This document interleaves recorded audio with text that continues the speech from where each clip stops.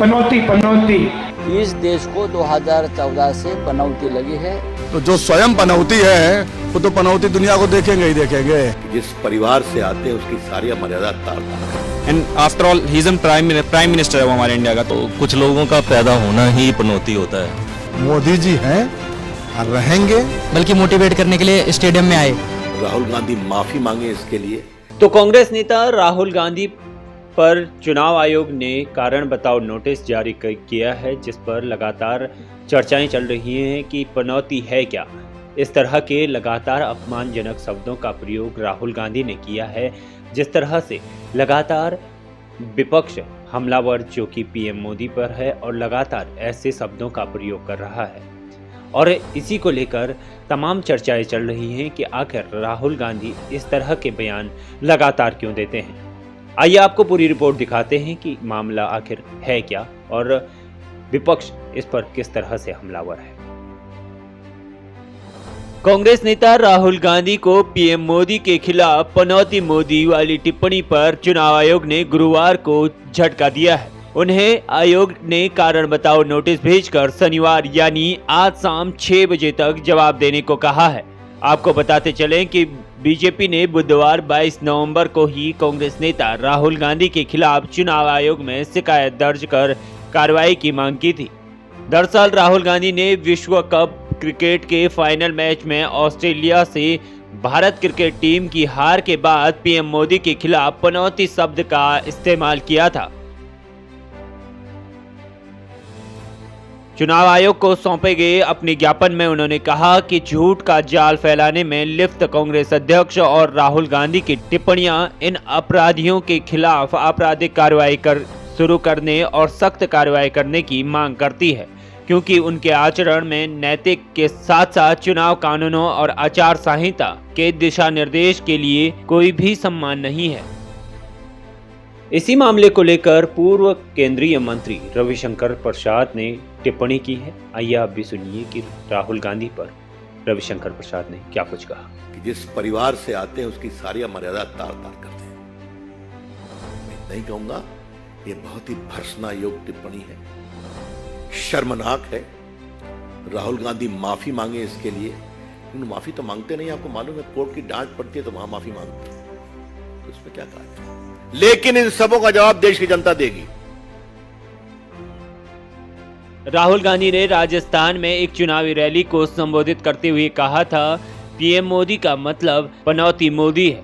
Modi TV पर आते हैं और हिंदू मुस्लिम कहते हैं और कभी कभी क्रिकेट मैच में चले जाते हैं, वो अलग बात है कि हरवा दिया। इसको लेकर ही बीजेपी हमलावर होते हुए उनसे लगातार माफी मांगने की बात कर रही है। आप भी सुनिए राहुल गांधी ने क्या कुछ कहा। हाँ, क्या पनौती पनौती पनौती। वो अच्छा भला वहां पे अच्छा भला हमारे लड़के वहां पे वर्ल्ड कप जीत जाते, वो वहां पे पनौती हरवा दिया। टीवी वाले ये नहीं कहेंगे, टीवी वाले ये नहीं कहेंगे, जानते। पनौती वाली टिप्पणी पर अब दिल्ली की जनता ने क्या कुछ जवाब दिया। आइए आप भी सुनिए कि दिल्ली की जनता इस बारे में क्या सोचती है। एक बात सुनिए, एक बात कही जाती ना, जाकी रही भावना जैसी प्रभु मूरत देखी तिन तैसी। तो जो स्वयं पनौती है वो तो पनौती दुनिया को देखेंगे ही देखेंगे। तो कौन सी बड़ी बात है। ठीक है, उनका कहे था जो कहा था कहे रहे, और उनका काम है यही सब कहे के लिए।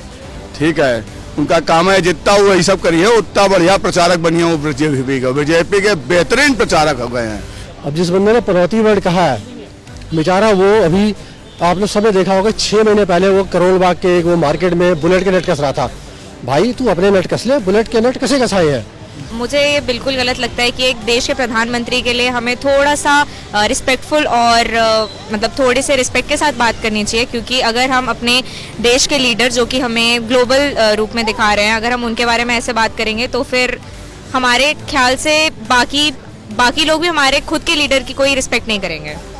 आप अगर कहीं चुनाव में प्रचार में जाते हो, चुनाव प्रचार में जाते हो और वहाँ पे आपकी पार्टी हार जाती है, तो क्या आप भी अपनी पार्टी के लिए पनौती बन जाते हो क्या? ऐसे वर्ड कभी यूज नहीं करने चाहिए। ठीक है, आज आप इंडिया का प्रथम व्यक्ति प्रधानमंत्री अगर किसी टीम का मनोबल बढ़ाने जा रहे हैं तो वो एक पनौती नहीं है, वो एक राष्ट्रहित के लिए बात है।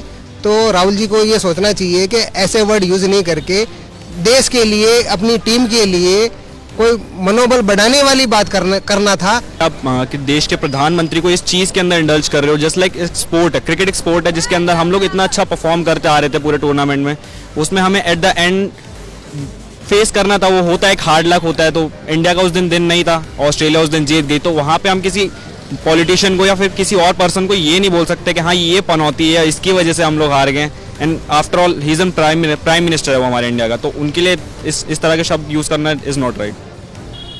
तो कुछ लोगों का पैदा होना ही पनौती होता है, सीधी सी बात है।